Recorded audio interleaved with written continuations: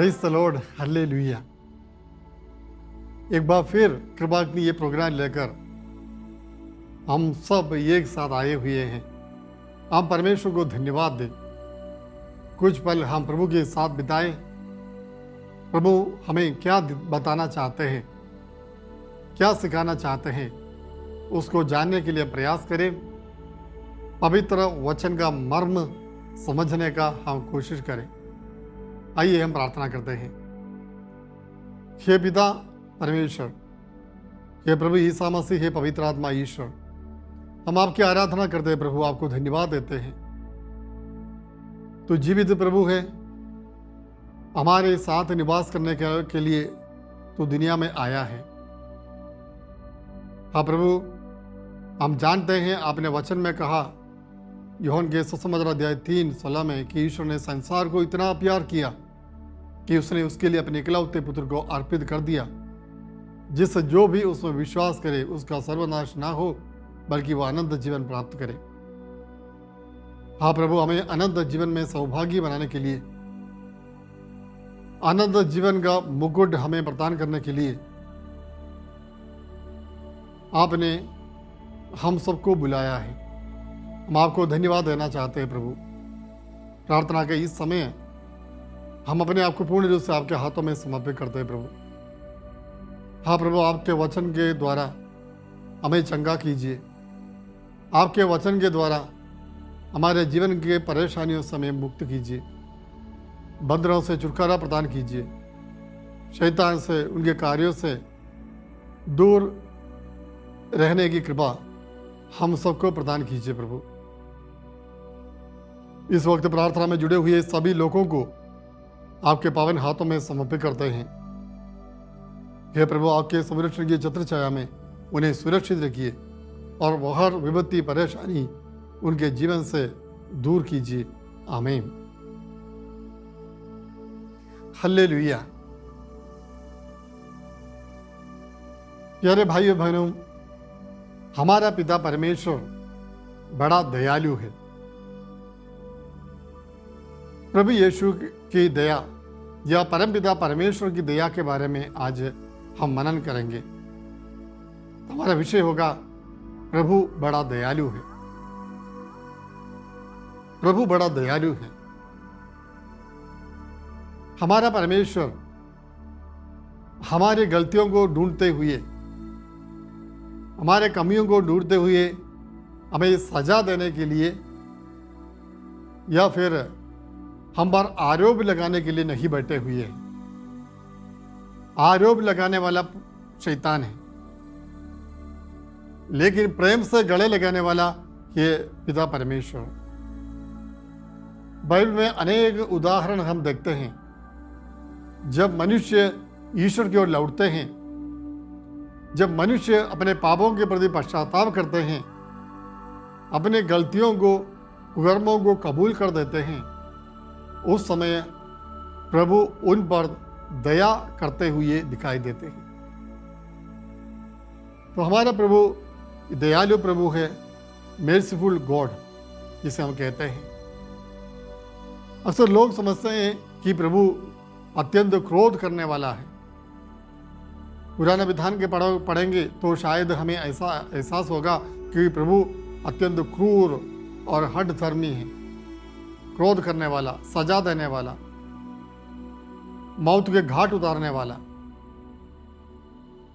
हर एक आज्ञा भंग के प्रति बहुत क्रोधित होने वाला।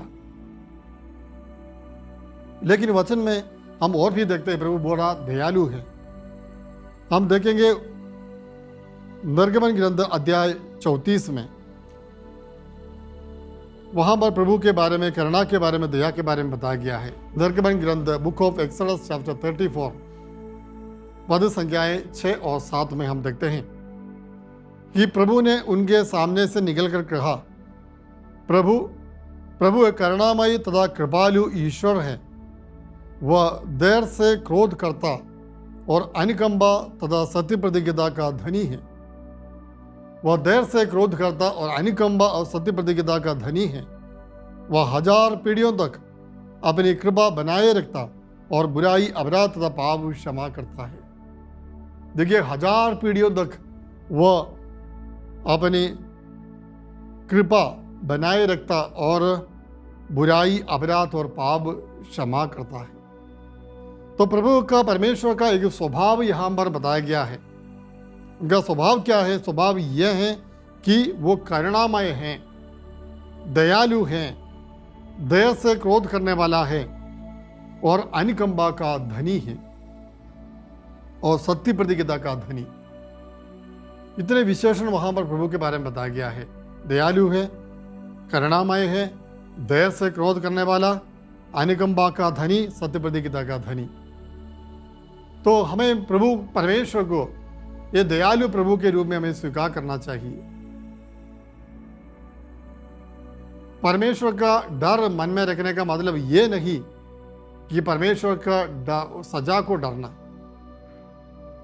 परमेश्वर का डर, परमेश्वर के प्रति मन में जो प्रेम है उस प्रेम से उत्पन्न होना चाहिए। अगर मैं एक व्यक्ति से प्यार करता हूं तो मैं उस व्यक्ति को बुरा लगे ऐसा कुछ भी बातें मैं नहीं करूंगा, नहीं कहूंगा। ईश्वर के प्रति हमारे मन में सचमुच प्रेम हो तो जरूर हम प्रभु को दुखी बनाने का प्रयास नहीं करेंगे। प्रभु को खुश रखने का, प्रसन्न रखने का हम अपने जीवन में कोशिश करेंगे, अपने आचरण के द्वारा, अपने व्यवहार के द्वारा। तो इसलिए प्रभु, दयालु प्रभु के बारे में हमें ज्ञात होना चाहिए। हमें उस परमेश्वर को धन्यवाद देना चाहिए क्योंकि वो हमारे हजारों पीढ़ियों तक दया करने वाला परमेश्वर है। फिर हम देखते हैं निर्गमन ग्रंथ अध्याय 20 में पद संख्या 6 में प्रभु कहता है, जो मुझे प्यार करते हैं और मेरी आज्ञाओं का पालन करते हैं, मैं 1000 पीढ़ियों तक उन पर दया करता हूं। देखिए 1000 पीढ़ियों तक अगर आपने उनके आज्ञाओं का पालन किया, उनसे प्रेम किया, तो आने वाले 1000 पीढ़ी आपके प्रेम के कारण, आपके आज्ञा पालन के कारण प्रभु से आशीष पाएंगे। वचन ये कहता है। तो आज्ञा पालन, आज्ञाओं का पालन करना, प्यार करना यह जरूरी है ताकि प्रभु की दया हम प्रचुर मात्रा में प्राप्त करें। स्तोत्र 21 में हम देखते हैं, 51 में, स्तोत्र 51 पद संख्या 3 में हम पढ़ते हैं, प्रभु दयालु और दया का सागर है। वो दयालु और दया का सागर है। परमेश्वर दया का सागर है, वो दयालु है। स्तोत्रकार ये कहना चाहते हैं कि परमेश्वर बड़ा दयालु है। हमें भी समझना चाहिए प्यारे भाई और बहनों, परमेश्वर दयालु है, देर से क्रोध करने वाला है, वे हमारे गलतियों को माफ करने वाला है। अभी हम बाइबल के आधार पर कुछ तथ्यों को समझने का, हकीकतों को समझने का प्रयास करेंगे कि यीशु सच में दयालु है, प्रभु सच में दयालु है। उत्पत्ति ग्रंथ में हम देखते हैं, आदिम माता पिता ने पाप किया। आदिम माता पिता ने पाप करते हुए प्रभु के आज्ञा के विरुद्ध आज्ञा का उल्लंघन किया, तो वे लोग अपने आप को नंगे पाएंगे और वे लज्जित हो गए। उस समय भी परमेश्वर, अध्याय 3 वर्ष 21 में देखिए, परमेश्वर उन्हें कपड़े पहनाते हैं। प्रभु ईश्वर ने आदम और उसकी पत्नी के लिए खाल के कपड़े बनाए और उन्हें पहनाया। देखिए प्रभु की दया कितनी है। मनुष्य ने पाप किया, उसके बावजूद भी प्रभु उन लोगों पर दया करना चाहते हैं, निकाल के कपड़े पहनाते हैं। बाद में हम देखते हैं उत्पत्ति में अध्याय 4 में पद संख्या 15, वहां पर काईन ने जो पाप किया है। काईन ने क्या पाप किया? उन्होंने अपने भाई हाबिल की हत्या कर ली। हाबिल की हत्या कर ली। कारण क्या था कि हाबिल की बलि परमेश्वर ने स्वीकार की, क्योंकि उन्होंने अपनी सर्वोत्तम भेड़ों के पहलौठे मेमनों को प्रभु को अर्पित किया।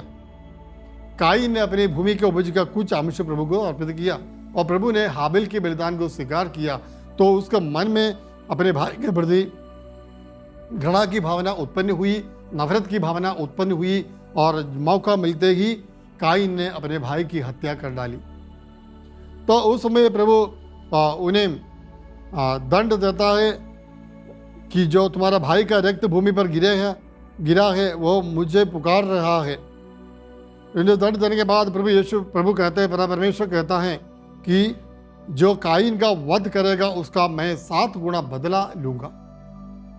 देखिए, इस एक हत्या करने वाले व्यक्ति, भाई को खत्म करने वाले व्यक्ति, उस व्यक्ति के प्रति भी ईश्वर के मन में प्रेम है, लगाव है। इसलिए कहता है कि जो काइन का वध करेगा, पद संख्या 15 में देखिए, काइन का वध करेगा उससे इसका 7 गुना बदला लिया जाएगा, 7 गुना। और इतना ही नहीं, और उन्होंने क्या किया, तो इसलिए प्रभु ने काइन पर एक चिन्ह अंकित कर दिया, कहीं ऐसा ना हो कोई काइन से भेंट होने पर कोई उसका वध करे। इसलिए प्रभु ने काइन पर एक चिन्ह अंकित किया। ये चिन्ह अंकित कर देते हैं, सुरक्षा का चिन्ह, प्रोटेक्शन का चिन्ह, एक साइन उसके उस पर डाल देते हैं।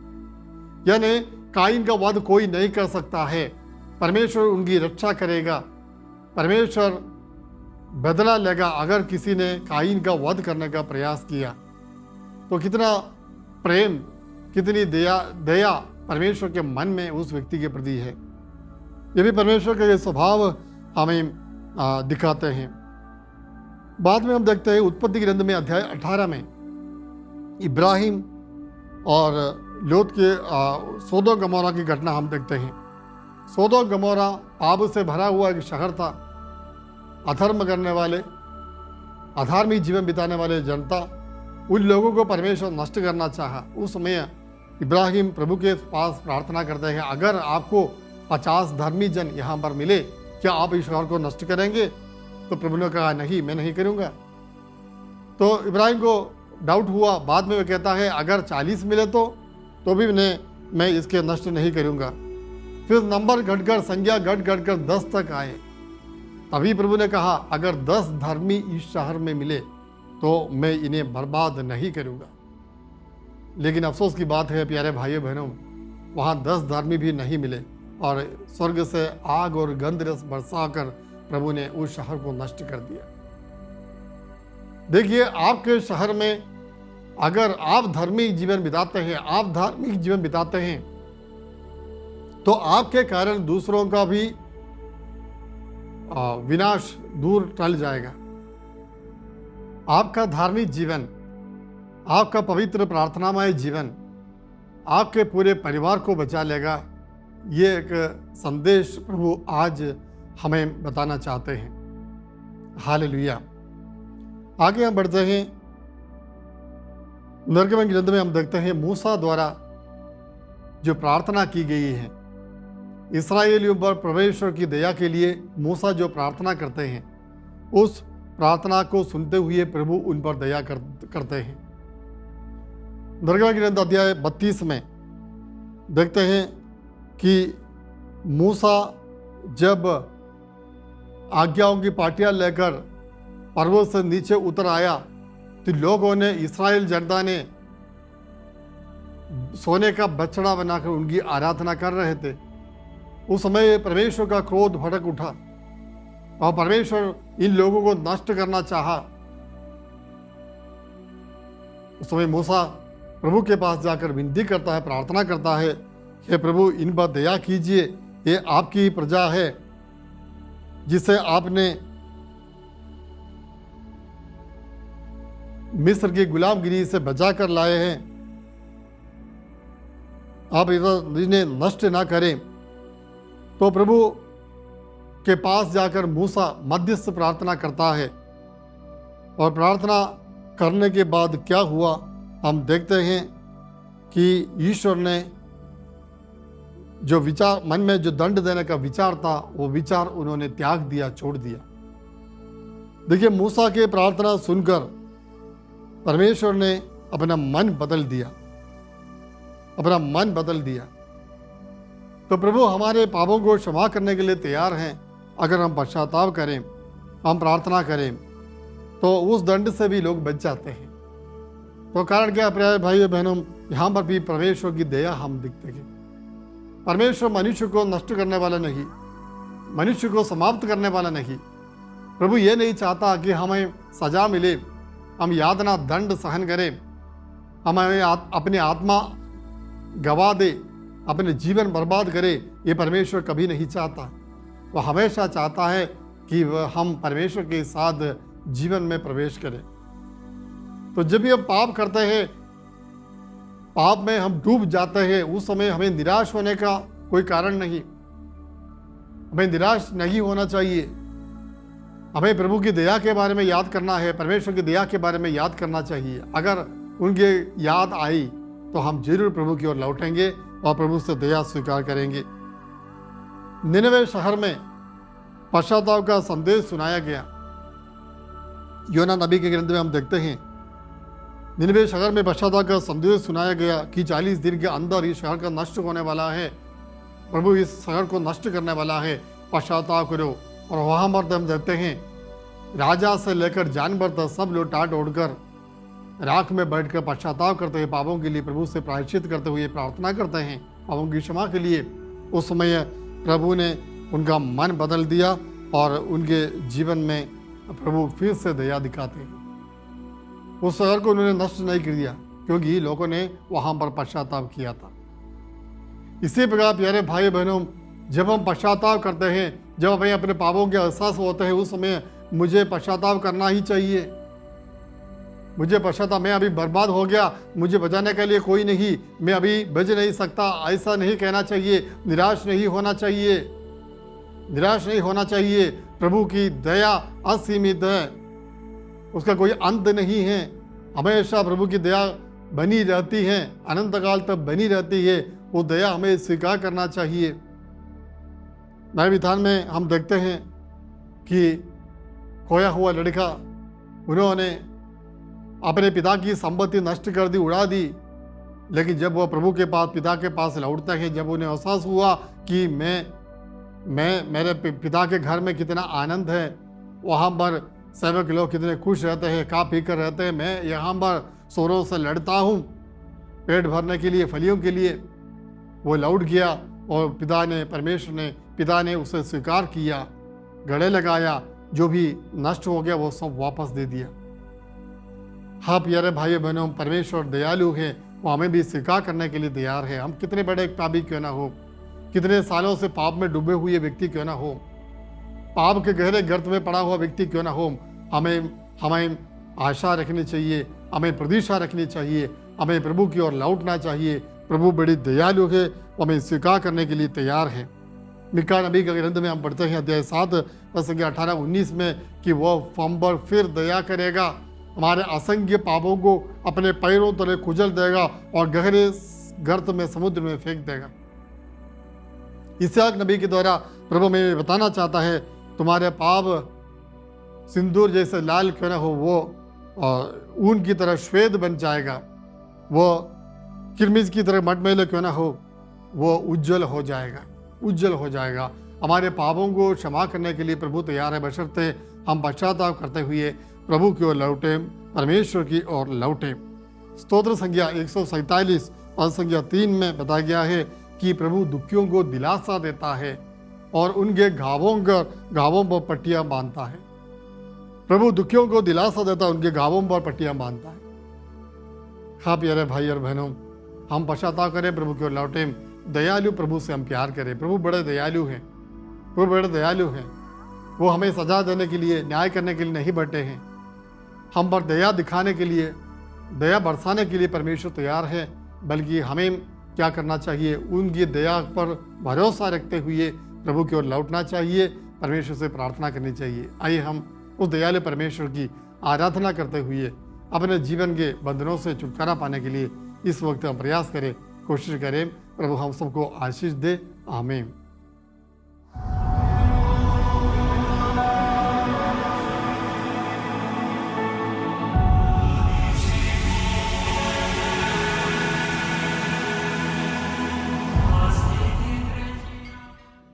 प्यारे भाई और बहनों, परम प्रसाद के सामने एक बार फिर हम आ चुके हैं।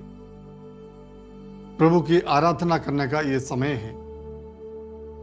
हम देख रहे थे कि प्रभु बहुत बड़ा दयालु है, वो करुणामय ईश्वर है, देर से क्रोध करने वाला, अनुकंपा और सत्य प्रतिज्ञा का धनी प्रभु। दयालु प्रभु, उस दयालु प्रभु की हम आराधना करें। प्रभु हमें सजा देना नहीं चाहता है। प्रभु ये नहीं चाहता कि हम अपनी आत्मा को नष्ट करें और नरक में हम चले जाएं। परमेश्वर चाहता कि सबके सब मुक्ति प्राप्त करें। इसलिए पाप करने वाले व्यक्ति को बचाने के लिए पिता परमेश्वर ने पुत्र ईसा मसीह प्रभु यीशु को भेज दिया। यीशु ने कहा कि मैं पापियों को ढूंढने के लिए आया हूं। कई उदाहरण उन्होंने दृष्टांत हमारे सामने प्रभु ने रखे। खोई हुई भेड़, भड़की हुई भेड़ के दृष्टांत, जहां पर 99 भेड़ों को छोड़कर उस एक भड़की हुई भेड़ के लिए चरवाहा निकल पड़ता है। जब वह मिल जाता है, उसे अपने कंधों पर रखकर वो वापस आता है। बड़ा आनंद का एक वातावरण। खोया हुआ लड़का, उड़ाऊ पुत्र, जो जब वो वापस आया, लौट आया, उस समय वहां पर बहुत बड़ा हर्षोल्लास हमें देखने को मिलता है। हाँ प्यारे भाई बहनों, जब हम पाप को छोड़कर, त्याग कर, पश्चाताप करते हुए प्रभु की ओर लौटेंगे, उस समय प्रभु हमारे जीवन में कार्य करेंगे। प्रभु स्वर्ग आनंद मनाएंगे हमारे साथ, हमारे प्रति। ईश्वर की दृष्टि में पवित्र बनने के लिए हम प्रयास करें। प्रभु दयालु ईश्वर की ओर लौटने में देर मत कीजिए। अपने जीवन में परिवर्तन लाने के लिए विलंब मत कीजिए। कल के लिए ना टालें, अभी वक्त है। प्रभु यीशु इस पवित्र संस्कार में उपस्थित होकर आपके हृदय को देखते हैं, आपके जीवन को देखते हैं। अगर आप चाहे, इसी वक्त प्रभु की दया आपको प्राप्त होगी। अगर आप हृदय से प्रभु का नाम लेकर पुकारे, प्रभु मैं पापी व्यक्ति हूँ, मैं दुर्बल हूँ, मैं अयोग्य हूँ, और बस एक बार अगर आप पुकारते हैं, प्रभु यीशु आपकी प्रार्थना सुनने के लिए तैयार है। अब प्रभु यीशु अपना दया आप पर बरसाने के लिए तैयार है, क्योंकि वो दयालु प्रभु है जिन्होंने पीढ़ियों तक हम पर दया की है। हाँ प्यारे भाई बहनों, पाप करने वाले व्यक्ति के प्रति प्रभु दया दिखाता है। स्तोत्रकार कहता है कि प्रभु दया सागर है, दया का सागर, उस सागर का कभी अंत नहीं होता है, कभी अंत नहीं होता। वो दया, करुणा, अनुकंपा प्रभु यीशु का स्वभाव है, वो हमेशा हमारे जीवन में रहता है। तो इस वक्त प्रभु की दया के लिए प्रार्थना कीजिए। दोनों हाथ फैलाते हुए परम प्रसाद की ओर बढ़ाते हुए प्रार्थना कीजिए प्यारे दोस्तों, ताकि प्रभु की दया आपको प्राप्त हो जाए। आप दया की भीख मांगिए, दया के लिए प्रार्थना कीजिए। प्रभु मुझ पापी पर दया कीजिए। जरीको के अंथा ने प्रार्थना की, प्रभु मुझ पापी पर दया कीजिए। आज आप लोग भी इसी प्रकार प्रार्थना कीजिए। सारे पापों को भूलते हुए, त्यागते हुए, जीवन को बदलने का इरादा लेते मन में रखते हुए, एक दृढ़ संकल्प लेकर आप इस वक्त प्रभु से कहिए, प्रभु मेरे जीवन को बदल डालिए, आपकी दया से मुझे भर दीजिए। प्रभु मैं चाहता हूँ, हाँ प्रभु मैं चाहता हूँ, मैं आपका पुत्र या आपकी पुत्री बनना चाहता हूँ। प्रभु चाहती हूँ, प्रभु मुझे बचा लीजिए, मेरे परिवार को आशीष दीजिए। आमीन। आइए हम परम प्रसाद की आशीष हम स्वीकार करें। प्रभु यीशु परम प्रसाद के रूप में इस पवित्र संस्कार के द्वारा आपको आशीष देते हैं। हाथ जोड़कर, सिर झुकाकर प्रभु की आशीष पाइए और प्रभु की दया पाइए।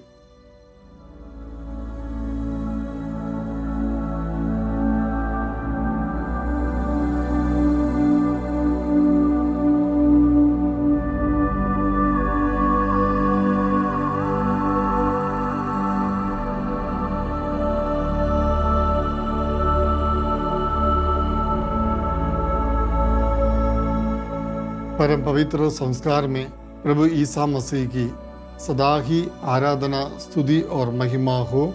आमीन।